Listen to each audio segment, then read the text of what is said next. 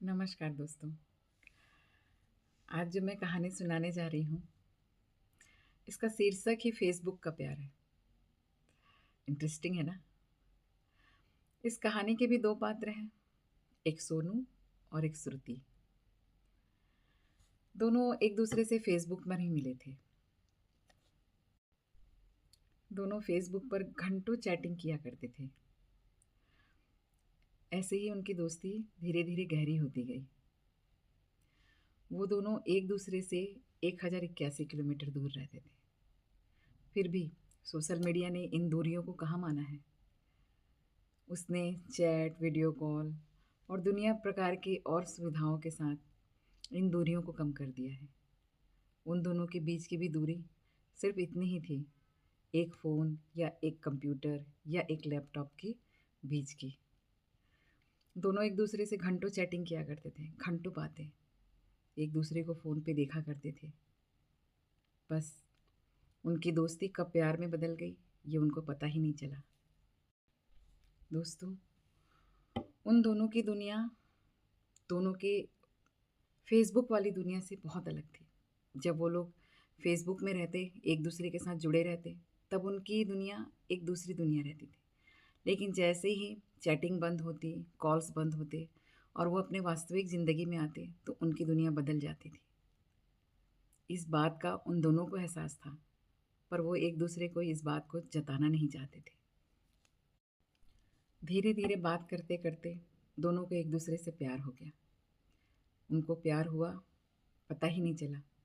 लेकिन जिस दिन उनको प्यार का एहसास हुआ, उस दिन उनको समझ में आया कि उन दोनों से क्या गलती हो गई है। लड़की ने जब इस बात पर गौर फरमाना शुरू किया कि उसे सोनू से सच्चा प्यार हो गया है, तब उसे उसकी गलतियों का एहसास होने लगा। उसे लगा कि उसे सोनू को पहले ही सब चीज़ बता देना चाहिए था कि वो शादीशुदा है, उसका एक बच्चा है। लेकिन उसने नहीं बताया। वैसे ही सोनू भी अपनी ज़िंदगी की बहुत सारी बातें श्रुति को नहीं बताई। दोनों के बीच का ये जो फासला है बहुत लंबा हो चुका था। सालों बीत गए, दोनों एक दूसरे के साथ बातें करते रहे। पर जिस दिन प्यार का एहसास हुआ और एक दूसरे को जब प्यार का इजहार करने की बात आई, तब दोनों परेशान रहने लगे। सोनू की ज़िंदगी में भी बहुत सारे राज थे जो उसने श्रुति को नहीं कहा था। और श्रुति की ज़िंदगी का सबसे बड़ा राज ये था कि वो शादीशुदा थी और उसका एक बच्चा था, है ना? ये दुविधा दोनों के बीच में थी। उन्हें समझ नहीं आ रहा था कि उन्हें क्या करना चाहिए। दोनों परेशान रहने लगे। श्रुति ने फैसला कर लिया कि वह सोनू से आज सच कह देगी। जब चैटिंग के दौरान, चैटिंग ख़त्म करने से पहले जब वो वीडियो कॉल में बात करने लगी, तब वह फूट फूट कर रोने लगी। सोनू के सामने वो अपनी गलती को मानने लगी कि उसे पहले ही बता देना चाहिए था, प्यार होने से पहले ही, कि मैं शादीशुदा हूँ और एक मेरा बच्चा है। सोनू को भी अपनी ज़िंदगी के सारे राज बता देने चाहिए थे, परंतु उसने भी ऐसा नहीं किया। उसके माँ बाप नहीं थे, वो इस दुनिया, परिवार वालों ने भी सोनू का साथ छोड़ दिया। सोनू इस दुनिया में अकेला हो गया। उसने अपने अकेलेपन को भरने के लिए फेसबुक का सहारा लिया। फेसबुक में चैटिंग, वीडियो कॉल्स, इन सब के साथ वो श्रुति का भी आदी हो गया। श्रुति के साथ घंटों बातें करना, वीडियो कॉल पे उसे देखना, ये उसकी ज़िंदगी बन गई। वैसे ही श्रुति के भी जीवन में कुछ परेशानियाँ थी। उसके हस्बैंड से उसकी नहीं बनती थी। उसका हस्बैंड उसे मारता, पीटता, बहुत तरीके से परेशान करता। बच्चे को पालने की ज़िम्मेदारी भी उसी की थी बस।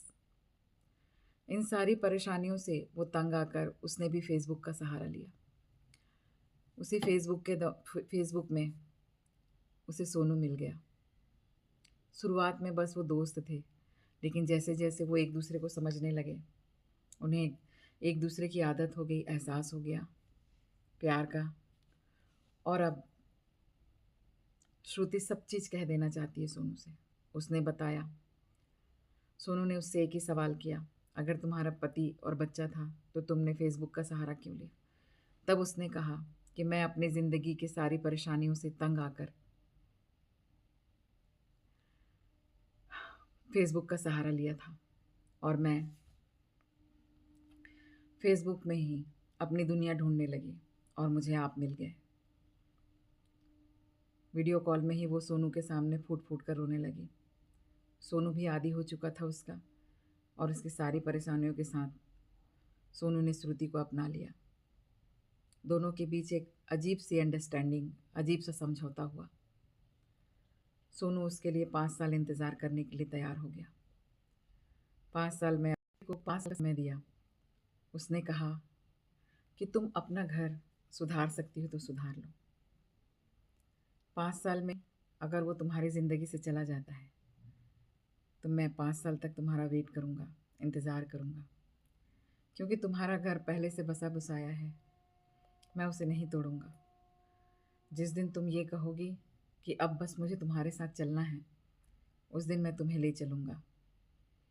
तुम्हें तुम्हारे बच्चे के साथ भी अपनाऊँगा।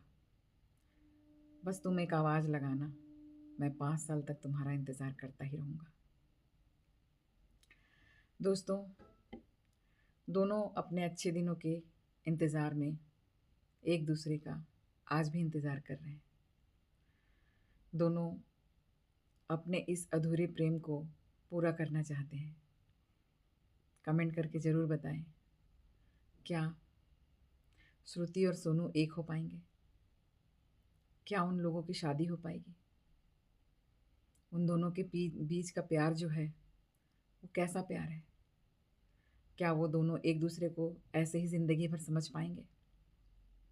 दोस्तों, मैं इसी प्रश्न के साथ इस कहानी को यहाँ विराम देती हूँ और आपसे उम्मीद करती हूँ कि कमेंट में मुझे ज़रूर बताएंगे कि सोनू और श्रुति का प्यार सफल होगा कि नहीं।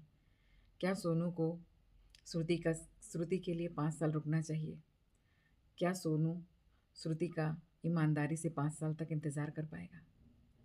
इन सारे सवालों के साथ इस कहानी में यहीं तक। नमस्कार।